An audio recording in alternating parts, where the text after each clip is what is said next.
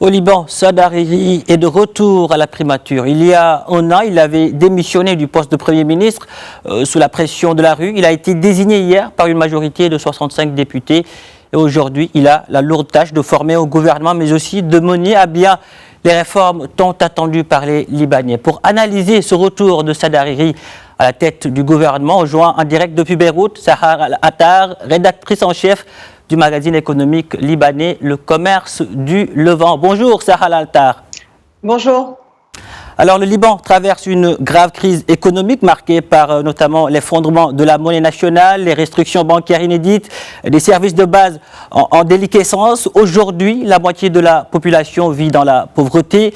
À cela aussi s'ajoute la crise sanitaire et l'explosion dévastatrice du 4 août au port de Beyrouth. Comment, selon vous, et pourquoi Saad Hariri a-t-il réussi à reprendre son costume de Premier ministre ? Alors pourquoi ? Parce que le système politique libanais est complètement verrouillé. Donc on est dans une démocratie parlementaire. C'est le Parlement qui désigne le Premier ministre. Et ce Parlement est issu d'élections législatives qui ont eu lieu en 2018 sur la base d'une loi électorale qui a été taillée sur mesure pour permettre à la classe politique de maintenir son pouvoir. Donc ça montre encore une fois à quel point ce système a besoin d'être réformé et à quel point le système confessionnel qui fait que le Premier ministre ne peut être issu que de la communauté sunnite et au sein de la communauté sunnite, Saad Hariri s'est imposé comme étant le seul à représenter cette communauté. Donc voilà, on se retrouve, les Libanais se sont un peu pris au piège de ce système. Saad Hariri qui avait démissionné, on le rappelle, il y a quasiment un an sous la pression d'un soulèvement populaire inédit. Aujourd'hui, il revient aux commandes. Comment les Libanais réagissent à cette nomination ? Est-ce que la pilule passe ? Écoutez, la pilule ne passe pas auprès des milliers de jeunes qui étaient descendus dans la rue pour dénoncer ce système, dénoncer cette classe politique corrompue et incompétente. Mais il faut savoir aussi que les Libanais sont fatigués, ils subissent crise sur crise. Alors il y a la crise économique qui est dévastatrice, la crise sanitaire, et puis la terrible double explosion au port de Beyrouth qui fait que les gens sont à bout, ils sont épuisés. Et donc le mouvement s'est un peu essoufflé, d'autant qu'il n'y a pas eu l'émergence réelle même s'il y a des petits partis qui se sont créés, mais les Libanais dans leur majorité aujourd'hui ne voient pas quelle est l'alternative à ce système, et c'est évidemment la conséquence d'années et d'années de captation par la classe politique du système. Donc aujourd'hui ils sont un peu à bout de souffle, donc il n'y a pas eu de manifestation ni rien du tout, mais évidemment le sentiment est à la déception et au désespoir. Sahar Al-Attar, Saad Hariri a promis de former rapidement un gouvernement d'experts qui ne serait pas issu de partis politiques pour lancer des réformes économiques, financières et administratives. Selon vous, quelles sont les chances de réussite dont dispose le Premier ministre pour mener à bien ces réformes ? Alors c'est un peu ironique parce qu'il promet de former un gouvernement d'experts apolitiques alors qu'il est lui-même l'un des symboles de ce système politique et économique qui est à l'origine de l'effondrement aujourd'hui. Donc non, les chances, même s'il arrive à former ce gouvernement, ce qui n'est vraiment pas donné parce que les autres représentants communautaires se demandent pourquoi eux n'auraient pas leur part alors que lui a eu sa part. Donc les tractations risquent d'être longues et compliquées. Même si on y parvient, il est très peu probable les chances que ce gouvernement puisse faire les réformes exigées, qui sont des réformes fondamentales, structurelles, qui ont forcément des implications sur le plan politique. Il est peu probable, les chances de succès sont minimes, pour ne pas dire nulles.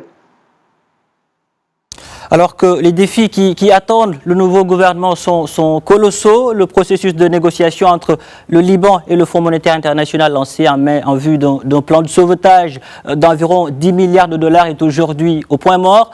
Le nouveau gouvernement réussira-t-il à relancer ce plan de sauvetage ? Alors, tout le monde a envie d'y croire et d'espérer tant l'économie est à bout de souffle, mais la réalité est que les réformes exigées nécessitent des arbitrages très importants. Il faut répartir des pertes d'au moins 50 milliards de dollars dans le système financier. Qui va supporter le poids de ces pertes? C'est un enjeu majeur, un arbitrage qui est très difficile à faire quand on sait combien la classe politique libanaise a des liens et liée intrinsèquement aux intérêts, des financiers et des banques. Donc il est difficile d'imaginer à ce stade que toutes les réformes ça fait des années qu'ils sont incapables de mener, qu'ils vont pouvoir les mener en un coup de baguette magique. Après, on peut espérer qu'il y a une volonté politique renouvelée, que la classe politique va changer, mais il est difficile d'imaginer qu'avec les mêmes, on puisse obtenir d'autres résultats. Au mieux, aujourd'hui, l'objectif est quand même de stabiliser parce que l'effondrement est très brutal avec des risques très graves. En fait, le tissu social libanais est en train d'être modifié. Vous l'avez dit, la pauvreté à Gallup, on est à plus de 50% de la population qui est désormais sous le seuil de la pauvreté. Il y a une immigration massive des jeunes, donc et puis une dévaluation terrible de la livre libanaise qui a perdu plus de 80% de son pouvoir de sa valeur, et donc le pouvoir d'achat des Libanais s'est effondré. Donc, à mon avis, l'ambition à ce stade, elle est simplement de stabiliser un minimum. Personne ne croit que les vraies grandes réformes pourraient avoir lieu tant qu'il n'y a pas eu des réformes politiques du système. Or, ces réformes, pour l'instant, semblent suspendues à un règlement régional qui inclurait parce que, comme vous le savez, il y a le Hezbollah qui est un acteur qui est armé et qui est affilié à l'Iran.